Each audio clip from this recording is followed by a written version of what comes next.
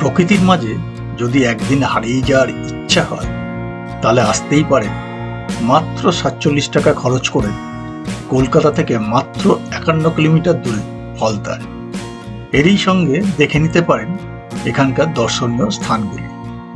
যদি আমাদের এই ভিডিওটি আপনার ভালো লাগে তবে অনুরোধ করব এটিকে লাইক করার, মূল্যবান মতামত দেওয়ার, শেয়ার করার ও আপনি আমাদের চ্যানেলে নতুন হলে এই চ্যানেলটিকে সাবস্ক্রাইব করার জন্য। নমস্কার, কেমন আছেন? আশা করি সবাই ভালো আছেন, সুস্থ আছেন। আমাদের চ্যানেল বেঙ্গলি এক্সপ্লোরার কৌশিকে আপনাদের স্বাগত। আমি চলে এসেছি আজকে ফলতায়, হুগলি নদীর সামনে প্রাকৃতিক সৌন্দর্য উপভোগ করতে। নিজের পরিবার বা মনের মানুষকে নিয়ে এখানে প্রকৃতির সঙ্গে কথা বলতে বা এর স্বাদ অনুভব করতে চাইলে প্রাত্যহিক জীবন থেকে একদিনের ছুটি নিয়ে চলে আসা যেতেই পারে ফলতার এই সুন্দর প্রাকৃতিক পরিবেশে। এখানে আপনি কিভাবে আসবেন? শিয়ালদা স্টেশন থেকে ডায়মন্ড হারবার লোকালে চেপে চলে আসুন ডায়মন্ড হারবার স্টেশন। স্টেশন থেকে বেরিয়ে ডান দিকে একটু এগোলেই এখানকার বাস স্ট্যান্ড। এখান থেকে ফলতা ১ নম্বর বাস স্ট্যান্ড যাওয়ার বাস ধরে চলে আসুন ফলতায়। আমি ফলতা ১ নম্বর বাস স্ট্যান্ডের কাছে এলাম। বাস স্ট্যান্ডের কাছেই ফলতা স্পেশাল ইকোনমিজমের কাস্টমসের গেট দেখতে পেলাম। তো ওখান থেকেই আমি একটা টোটো বুক করে নিলাম এই পুরো জায়গাটা ঘুরে দেখার জন্য। তো চলুন যাওয়া যাক এই টোটোয় করে। বাসে করে আসতে চাইলে রায়চক বা ডায়মন্ডগামী যে কোনো বাসে চেপে দোস্তপুর নেমে সেখান থেকে অটো বা বাস ধরে ফলতায় আসা যায়। বাবুঘাট থেকে ৮৩ নম্বর বাসে ফলতায় আসা যায়, কিন্তু এক্ষেত্রে সময় অনেক বেশি লাগে।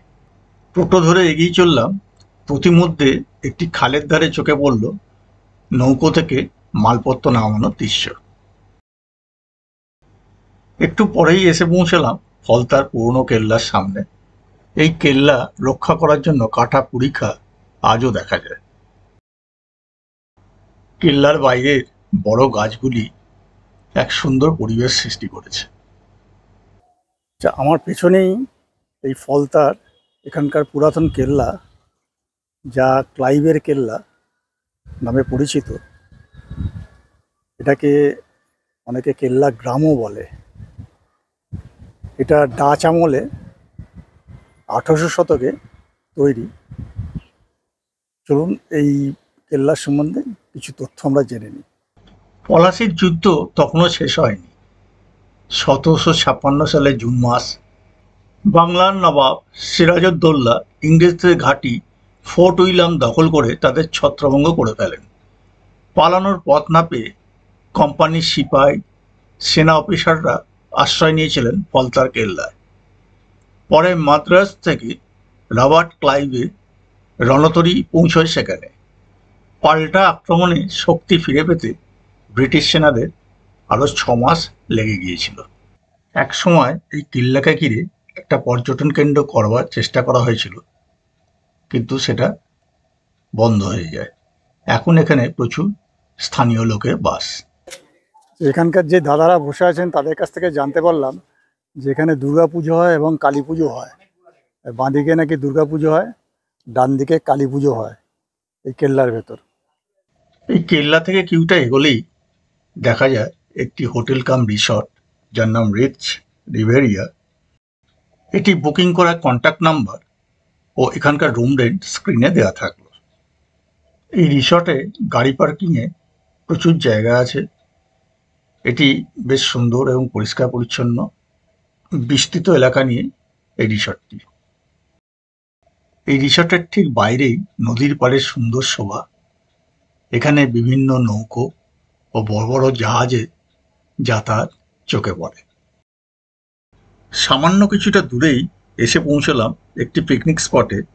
এসেই চোখে পড়ল বড় জাহাজ যাতায়াতের মনোরম দৃশ্য। শীতের মরশুমে এইসব মাঠে জায়গা পাওয়াই মুশকিল। হুগলি নদীর বাঁধ লাগোয়া ঘাসের জমিতে জমে ওঠে চড়ুই ভাতির আনন্দ। লঞ্চ ভাড়া করে নদীতে চলে জলবিহার।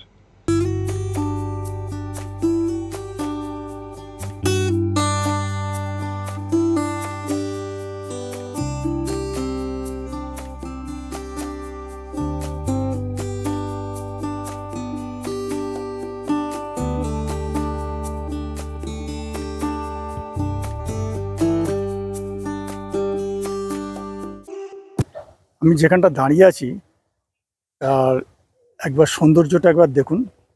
এর পাশেই রয়েছে আর একটা পিকনিক স্পট।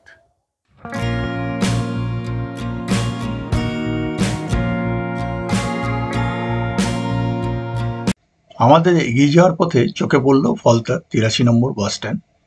এই বাসগুলি বাবুঘাট থেকে ফলতা অবধি যাতায়াত করে। এখানে আপনারা ভাত খাওয়ার হোটেল পেয়ে যাবেন। এসে পৌঁছালাম ফলতা পুরাতন জেটির সামনে। আমি এখন দাঁড়িয়ে আছি ফলতা পুরাতন জেটির সামনে। ভেতরে ঢুকতে দেয় না, যতটুকু বাইরে থেকে দেখানো যায় সেইভাবে আপনাদের দেখিয়ে দিচ্ছে। এই যে সামনে দেখতে পাচ্ছেন, এটা ফলতা রোড। আমার পেছনে হচ্ছে ফলতার নতুন জেটি। এরও ভেতরে ঢুকতে দেয় না, জাস্ট বাইরে থেকে আপনাদের দেখিয়ে দিচ্ছি। এখানকার এক স্টাফ আমাকে এই জেটিটা খুলে একটু গেটটা খুলে আমাকে ঢুকতে দিলেন। তা আমি জেটির মধ্যে হেঁটে গিয়ে একটু আপনাদের দেখিয়ে দিচ্ছি। এই হচ্ছে জেটি, নতুন জেটি পোর্ট ট্রাস্টে। এখানে দাঁড়িয়ে এই জেটি থেকে পোর্ট ট্রাস্টের নিজস্ব লঞ্চ বা স্টাফদের নানান জায়গায় নিয়ে যায়। ভিউটা অসাধারণ, জাস্ট অসাধারণ।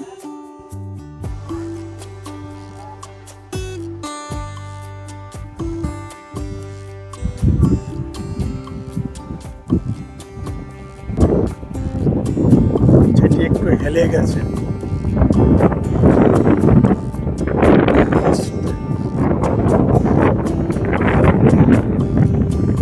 এটা যথেষ্টই ফাঁক, যাওয়ার রিস্ক নিলাম না।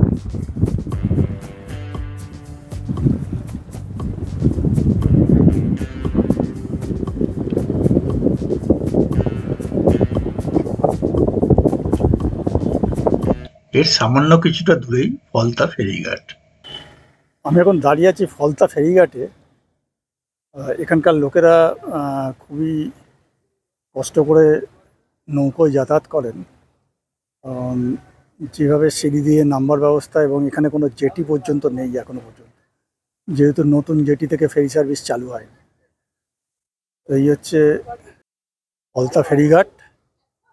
ফলতা ফেরিঘাট থেকে ওপাশে নদী পেরে যাওয়া যায় হাওড়ার দিকে ধ্বজা ফেরিঘাট। ধ্বজা ফেরিঘাট থেকে অটোয় করে উলুবেড়িয়া, বাগনান ইত্যাদি যাওয়া যায়। এটা আমি আমার টোটো চালক ভাইয়ের কাছ থেকেই জানতে পারলাম। ফলতা ফেরিঘাটের পাশেই রয়েছে বোস ইনস্টিটিউট, আচার্য জগদীশচন্দ্র বসুর বাড়ি বা খামার বাড়ি বলতে পারেন। এই বোস ইনস্টিটিউট সারা বছরই বন্ধ থাকে, একদিনই খোলা থাকে ৩০শে নভেম্বর, জনসাধারণের জন্য আমার জন্মদিন উপলক্ষে। এর স্বল্প দূরত্বেই রয়েছে ফলতা থানা। এই থানার ভেতর ঘুরে দেখা যায়। বোধহয় আর কোথাও থানার ভেতর ঘুরে দেখা যায় এই দৃশ্য চোখে পড়বে না। এখানে একটি কামান সুন্দর করে নদীর দিকে মুখ করে রাখা আছে। এটি ব্রিটিশ যুগে। এখানকার বাগান এবং তার সৌন্দর্য বেশ প্রশংসনীয়। আমি চলে এসেছি ফলতার রামকৃষ্ণ মন্দিরে। খুব সুন্দর।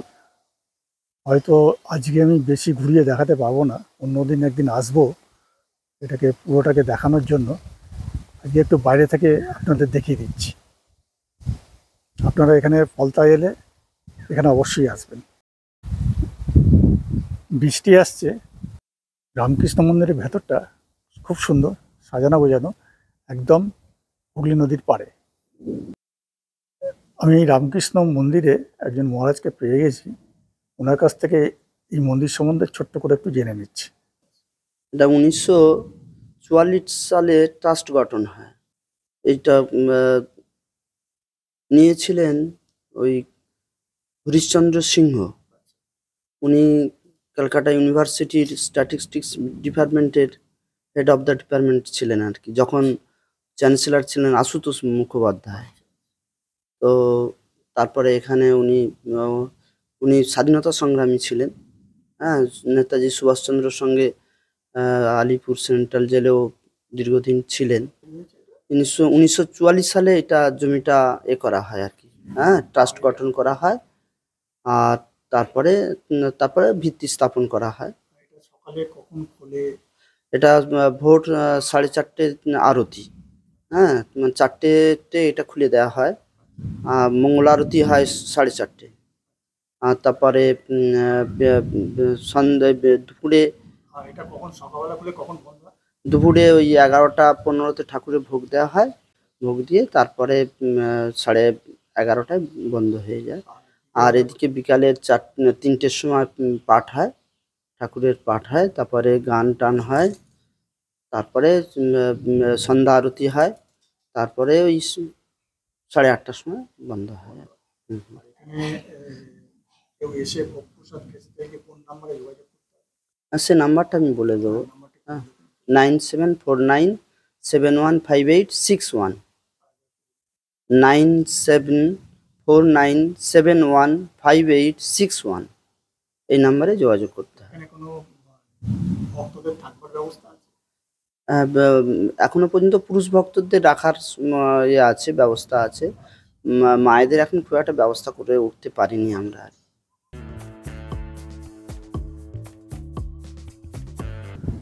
আমি এখন দাঁড়িয়ে আছি ফলতা শ্যামসুন্দর পিকনিক স্পটে। এটাও বেশ সুন্দর পিকনিক স্পট, অনেকটা জায়গা আছে।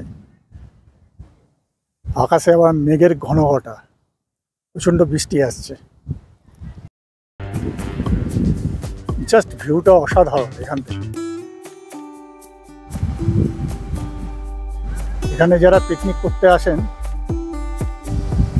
তারা যথেষ্ট উপভোগ করেন এখানকার প্রাকৃতিক পরিবেশ। এই হচ্ছে এখন আকাশের অবস্থা।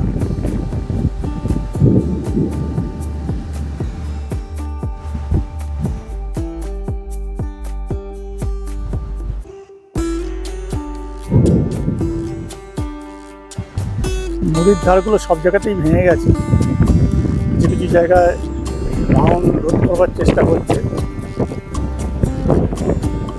ভেঙে গেছে অনেক জায়গাতে।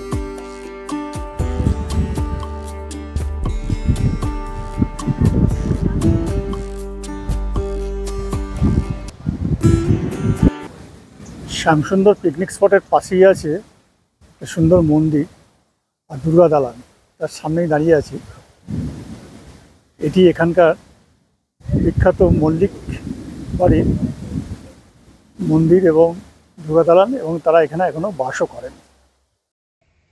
এই দুর্গা দালানে মাটির প্রতিমার একটি কাঠামো দেখা যাচ্ছে। দালানটি সুন্দর রং করা, সিলিংয়ে পুরনো দিনের কড়িবর্গা দেখা যাচ্ছে। বেশ প্রশস্ত এই দুর্গা দালান। এর পাশেই রয়েছে সুন্দর রং করা মন্দির, কিন্তু মন্দিরের দরজা বন্ধ থাকায় বিগ্রহ দেখানো সম্ভব হয়নি। আশা করি পুরো ভিডিওটি আপনাদের ভালো লেগেছে। যদি ভিডিওটি ভালো লাগে তবে অবশ্যই লাইক করবেন, কমেন্ট করবেন, প্লিজ শেয়ার করবেন। আর আমাদের চ্যানেলে নতুন হলে আমাদের চ্যানেলটিকে সাবস্ক্রাইব করে দেবেন, তাহলে আমরা আরও উৎসাহিত বোধ করব। ভালো থাকবেন, সুস্থ থাকবেন। পরের ভিডিওয়ে আবার দেখা হবে।